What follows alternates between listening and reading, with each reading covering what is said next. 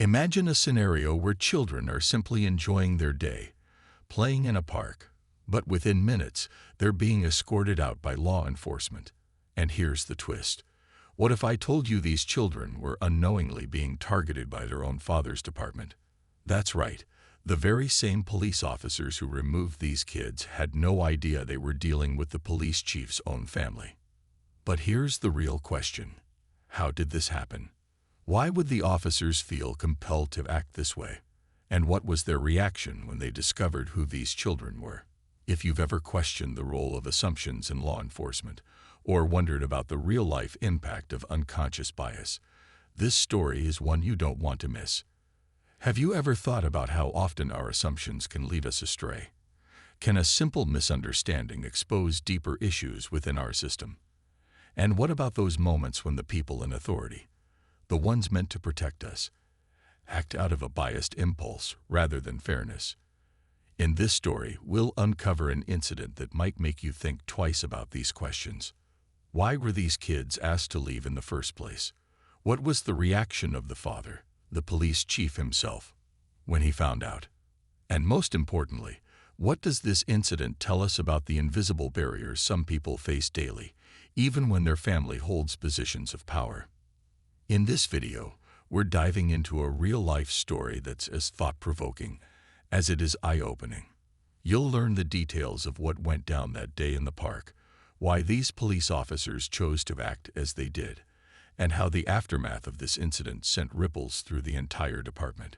We're not just here to recount a surprising series of events, but to reveal what this story says about the hidden challenges within our communities. And trust me, you'll want to watch till the very end. Because as we peel back the layers of this story, you'll discover facts and perspectives that don't often make the headlines. This incident may seem simple on the surface, but by the end, it could change how you think about justice, responsibility, and what true leadership in law enforcement really means. Picture this. It was an ordinary day in the city. Families filled the park, enjoying the fresh air and sunshine. Among them, 3 young black children, siblings, simply laughing and playing. They didn't know that within minutes, this peaceful afternoon would take a startling turn. That's when 2 officers, responding to a suspicious person's call, entered the scene. They saw the kids and approached, asking questions. Despite polite explanations from the children, the officers insisted they leave, citing complaints and the need to maintain order. But here's what the officers didn't know. These kids were the children of their very own chief. So, what happened next? What was the chief's reaction when he heard what his own officers had done to his kids? And did this incident lead to any changes within the department? In this story, we'll reveal how one incident at a park opened up an unexpected discussion on prejudice, responsibility, and what it really takes to serve the community. As we dive deeper, you'll gain insights into how this shocking encounter impacted not only the chief and his family, but also the police officers involved. And by the end of this video, you'll see how this story goes beyond one family's experience, touching on broader questions that affect us all. How can we prevent similar incidents? What can we do to build trust in our communities? And most importantly, how can law enforcement evolve to truly serve everyone equally? So let's start the main story. It was a bright Saturday afternoon in a bustling city park. Families gathered, children played, and the air was filled with laughter. Among the visitors were 3 black siblings, aged 8, 10, and 12, enjoying a game of soccer. Their father, the city's police chief, had dropped them off earlier, trusting the park to be a safe space for them to play. The park was a popular spot, known for its open fields and playgrounds. Parents relaxed on benches, keeping an eye on their children. The siblings, dressed in bright jerseys, stood out with their energy and enthusiasm. They dribbled the ball, took turns as goalie, and cheered each other on. Their laughter was infectious, drawing smiles from passersby. Nearby, a group of teenagers played basketball, while a family set up a picnic under a large oak tree. The aroma of grilled food wafted through the air. A couple walked their dog along the winding paths, and cyclists zoomed by on the designated bike lanes. The park was alive with activity, a true reflection of the community's diversity and spirit. As the sun climbed higher, casting a warm glow over the scene, the siblings decided to take a break. They sat on the grass, sharing a bottle of water and discussing their favorite soccer players. Their bond was evident. They teased each other, shared secrets, and planned their next game strategy. Unbeknownst to them, their presence had caught the attention of someone who would soon change the course of their day. In a nearby apartment overlooking the park, an elderly resident peered through her window. She had lived there for decades and had seen the neighborhood evolve. Today, something about the group of children made her uneasy. Perhaps it was their unfamiliar faces or the way they dominated the soccer field. She couldn't quite place it, but a sense of discomfort settled in her chest. Reaching for her phone, she dialed the non-emergency police line. "Hello, I'd like to report some suspicious activity in the park," she began, her voice tinged with concern. She described the children, emphasizing their race and the fact that they seemed to be unsupervised. The dispatcher assured her that officers would be sent to check on the situation. Back in the park, the siblings were oblivious to the call. They had resumed their game, their focus solely on the ball and each other. The eldest, taking on the role of coach, directed his younger siblings, encouraging them to improve their skills. Their joy was palpable, a testament to the innocence of childhood. Minutes later, 2 police officers arrived at the park. They had been dispatched following the resident's call and were tasked with assessing the situation. As they approached the soccer field, their eyes fell upon the siblings. The officers exchanged glances, their expressions unreadable. They began walking towards the children, their presence unnoticed amidst the game's excitement. The park's atmosphere remained unchanged. Birds chirped from the trees, and the distant hum of traffic served as a constant backdrop. Yet for the siblings, the approaching officers would soon bring an unexpected turn to their carefree afternoon. As the officers closed the distance, the eldest sibling finally noticed them. He paused, signaling his siblings to stop playing. The ball rolled to a halt, and the children's laughter faded into silence. The officers stood before them, their expressions stern yet professional. "Good afternoon," one officer began, his tone neutral. "We've received a report about some unsupervised children in the park. Can you tell us where your parents are?" The eldest, standing tall, replied confidently, "Our dad dropped us off earlier. He's at work right now." The officers exchanged another glance. "And where does your father work?" The second officer inquired. "He's the police chief," the youngest chimed in proudly, unaware of the weight his words carried. A brief silence followed. The officers, taken aback, processed the information. They had approached the situation with standard protocol, but this revelation added an unexpected layer of complexity. "All right," the first officer said, his tone softening. "We're just here to ensure everyone's safety. Do you have a way to contact your father?" The eldest nodded, pulling out a cell phone. "I can call him right now." As the child dialed the number, the officers took a step back, allowing the siblings some space. The park's ambience continued undisturbed, but for the children and the officers, the moment was charged with anticipation. The phone rang twice before a familiar voice answered. "Hey, buddy. How's the game going?" "Dad, some police officers are here asking about us," the eldest explained, glancing at the officers. There was a brief pause on the line. "Put one of them on the phone, please," the chief's voice instructed, calm yet authoritative. The child handed the phone to the nearest officer. "It's our dad," he said simply. The officer took the phone, introducing himself. As he listened, his posture straightened, and his expression shifted from professionalism to realization. "Yes, Chief." "Understood, sir. We'll ensure they get home safely." As the sun cast long shadows over the park, the 3 siblings, aged 8, 10, and 12, were immersed in their soccer game. Their laughter echoed, mingling with the distant hum of city life. Unbeknownst to them, Two police officers had received a call about suspicious activity involving unsupervised black children in the park. Responding promptly, the officers approached the children, their expressions stern. "Hey, kids," one officer called out, his voice firm. The children paused, the soccer ball rolling to a stop. "Where are your parents?" The eldest, a 12-year-old boy, stepped forward. "Our dad dropped us off." "He's at work," he replied, his tone respectful yet puzzled. The officers exchanged glances. "We've had reports of unsupervised children causing disturbances," the second officer stated. "We'll need you to leave the park."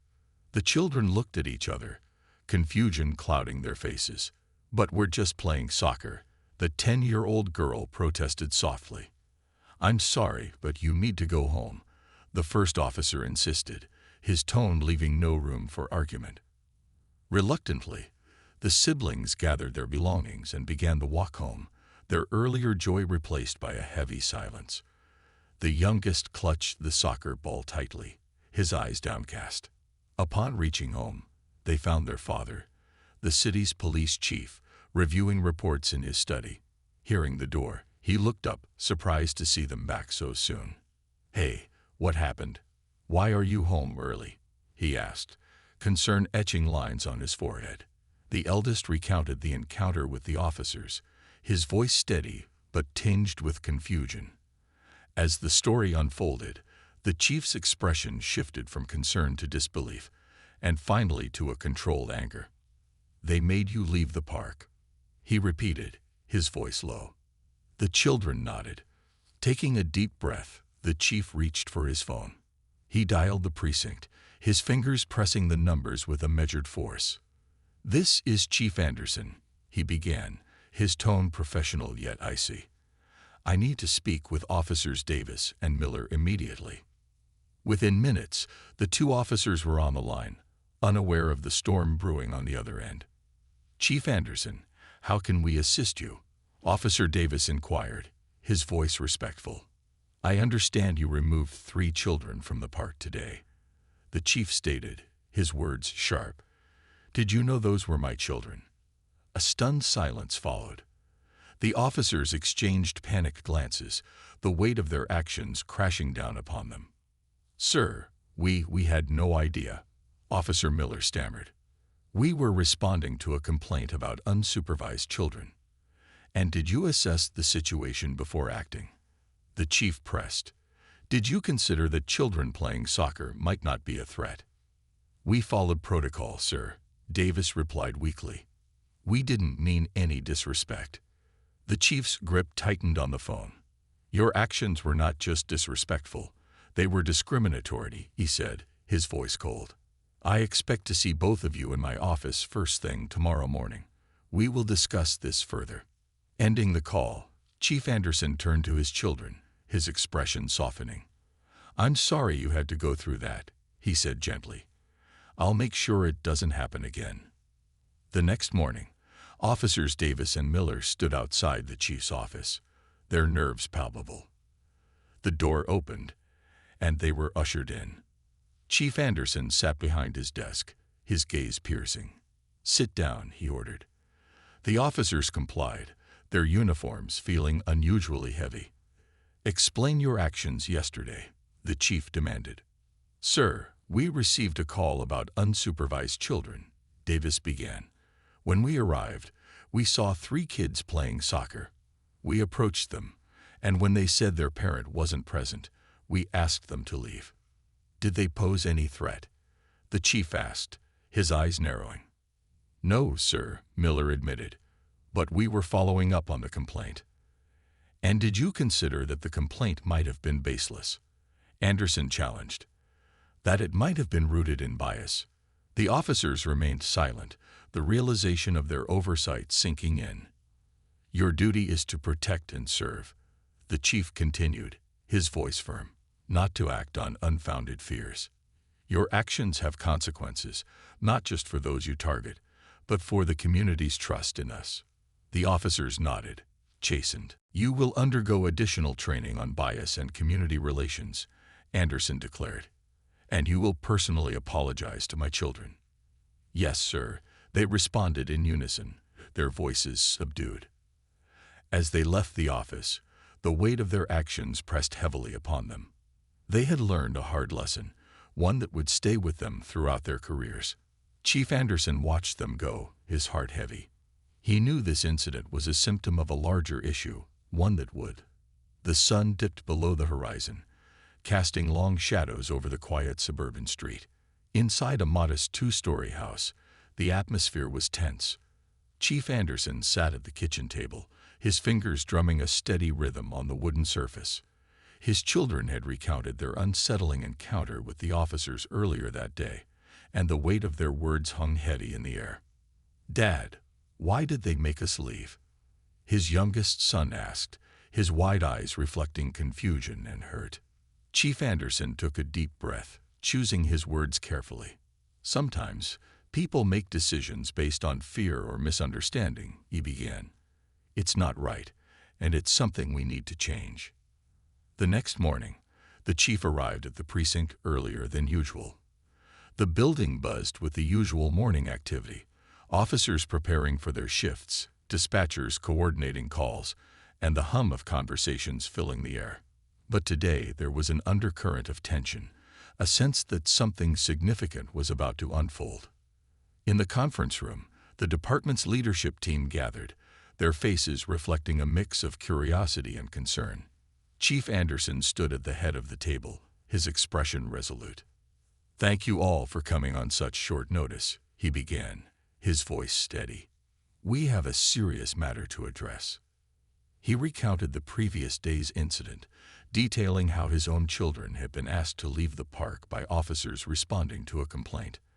As he spoke, the room fell silent, the gravity of the situation sinking in. "This isn't just about my family," the chief continued. "It's about how we, as a department, interact with our community. We cannot allow bias, whether conscious or unconscious, to influence our actions." Murmurs of agreement rippled through the room. Lieutenant Harris, a seasoned officer with over 2 decades of service, leaned forward. "Chief, what steps do you propose we take?" he asked, his tone respectful yet probing. Chief Anderson outlined a comprehensive plan: mandatory bias training for all officers, community engagement initiatives to rebuild trust, and a review of protocols to ensure fair treatment for all citizens. "We must hold ourselves accountable," he emphasized. "Our badge represents service and protection for everyone, without exception." Over the following weeks, the department underwent a transformation. Training sessions were held, where officers participated in role-playing scenarios to confront and address their biases. Community meetings were organized, providing a platform for residents to voice their concerns and experiences. At one such meeting, held in the local community center, the turnout was larger than expected. Residents filled the room, their faces a tapestry of emotions: anger, hope, skepticism. Chief Anderson stood before them, flanked by officers from various units. "We are here to listen," he began, his gaze sweeping across the room. "We acknowledge the mistakes made and are committed to making things right." A young woman stood up, her voice trembling with emotion. "My brother was stopped last month for no reason," she said. "He was just walking home from work. How can we trust you?" The chief listened intently, nodding. "I understand your frustration," he replied. "We are implementing new training and policies to prevent such incidents. But trust is earned, and we are ready to do the work." As the meeting progressed, more residents shared their stories. Officers took notes, some visibly moved by the accounts. It was a raw, honest exchange, laying the foundation for healing. Parallel to internal reforms, Chief Anderson prioritized rebuilding trust with the community. He organized town hall meetings, inviting residents to share their experiences and grievances. These forums were candid, and at times, confrontational, but they were essential for healing. At one such meeting, a young mother recounted how her teenage son had been stopped multiple times without cause. Her voice trembled with emotion as she described his growing fear of law enforcement. Chief Anderson listened intently, acknowledging the department's failures and committing to tangible change. In response to community feedback, the department implemented a policy requiring officers to provide written documentation for all stops, detailing the reason and outcome. This measure aimed to increase transparency and accountability, ensuring that stops were conducted based on legitimate concerns rather than biases. The department also established a civilian oversight committee, granting community members a direct role in reviewing complaints against officers. This initiative empowered residents, giving them a voice in shaping policing practices. Despite these efforts, resistance emerged from within the ranks. Some officers viewed the reforms as punitive, believing they undermined their authority and discretion. Rumblings of discontent grew, culminating in a petition challenging the new policies. Chief Anderson addressed these concerns head-on. He held a series of meetings with officers, explaining the necessity of the reforms and the long-term benefits of restoring community trust. He emphasized that effective policing relied not just on enforcement, but on mutual respect and understanding. Gradually, the department began to see positive changes. Complaints of biased policing decreased, and community cooperation improved. Officers reported more constructive interactions with residents, leading to better outcomes in investigations and crime prevention. Chief Anderson's journey was far from over, but the strides made were significant. The park incident had served as a catalyst for transformation, prompting a revaluation of what it meant to serve and protect. Through introspection, education, and collaboration, the department moved closer to embodying the principles of justice and equality it was meant to uphold.